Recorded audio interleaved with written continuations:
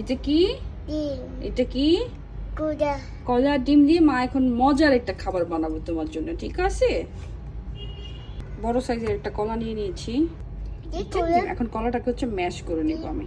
ডিম ডিম কলাটা ম্যাশ করে এখন হচ্ছে ডিম দিয়ে দিয়েছি, আর এই যে বুড়ি হেল্প করতেছে আমাকে। এটা কি আম্মু? এটা কি? এটা ডিম আর কলা, ঠিক আছে? এখন আমি রাগি পাউডার দিয়ে দিব অল্প করে। মিক্সড করো, ভালো মতো মিক্সড করো। এটাকে মিক্সড করো, চামচ দিয়ে এইভাবে মিক্সড করো। হ্যাঁ, মিক্সড করো। এটা কি? চিজ। এটা কি? চিজ। দেখি চিজটাকে ম্যাশ করে দিই মা। এখন ময়দা দিয়ে দিচ্ছি। মিক্সড করো, ভালো মতো মিক্সড করো। তুমি কিন্তু মামিকে কাজ করতে দিতেছো না। ওয়াও, এটা কি ময়দা? এটা কি? ডিম। এখন এখানে কালারের জন্য আমি বিটরুট পাউডারটা দিব। এখানে আপনারা চাইলে হচ্ছে কোকো পাউডারটা দিতে পারেন। বিটরুটটা যেহেতু হেলদি বাবুদের জন্য মানে ভালো, এই জন্য আমি বিটরুটটা কালারের জন্য দিয়ে দিলাম। বিটরুট রাগি পাউডার এগুলো কাঁচা কাঁচা বিটরুট রাগি পাউডার এগুলো আপনারা আমাদের পেজে পেয়ে যাবেন। 250 গ্রাম থেকে অর্ডার করতে পারবেন। এছাড়া চিজও পেয়ে যাবেন আপনারা আমাদের পেজে। এই যে এটা হচ্ছে লাফিং কাউ চিজ, এটা হচ্ছে আলমারাই চিজ, এটা হচ্ছে বাটার, আর এই হচ্ছে পাক চিজ। পাক বা অনেকে পোক বলে। এছাড়া আলমারাই দুধটাও পেয়ে যাবেন। আমি 1 চামচের মতো আলমারাই দুধও দিব এখানে। একটু দুধ দিই না, আলমারাই দুধটা হচ্ছে এটাও আপনারা আমাদের পেজে পেয়ে যান। অল্প করে দিয়ে দিলাম, এটা দিলে খেতে ভালো লাগে।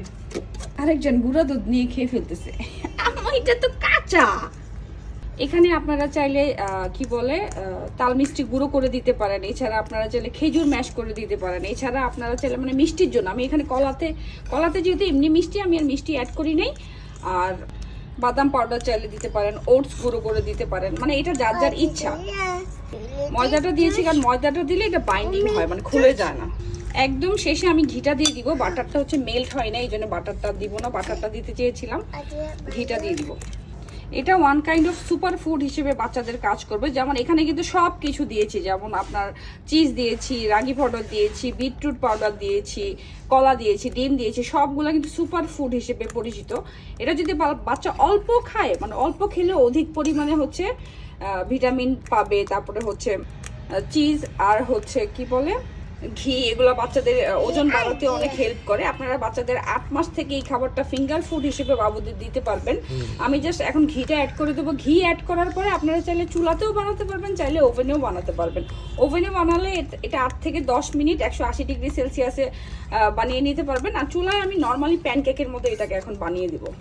এই যে এখন আমি ঘিটা দিয়ে দেবো। এই ঘিটাও আপনারা আমাদের পেজে পেয়ে যাবেন। এটা হচ্ছে দুধের শর্ট দিয়ে বানানো ঘি। মানে এই খাবারটা অল্প খেলে অধিক পুষ্টি পাবে। মেইন কথা হচ্ছে এটা। আমি ভাজবো কিন্তু ঘি দিয়ে। এটা রেডি হয়ে গিয়েছে। বিটরুটের কারণে কিন্তু কালারটা খুব সুন্দর এসেছে। বিটরুট এভাবে আপনারা খাওয়াতে পারবেন। সো এই তো এটা রেডি। এটাকে এখন আমি চুলায় মানে প্যানকেকের মতো করে বানিয়ে নিব। এই প্যানটার মতো করে আমি বানাবো। যে চুলায় বসিয়ে দিলাম, অন করে দিলাম, অল্প করে ঘি দিয়ে দিব। আমি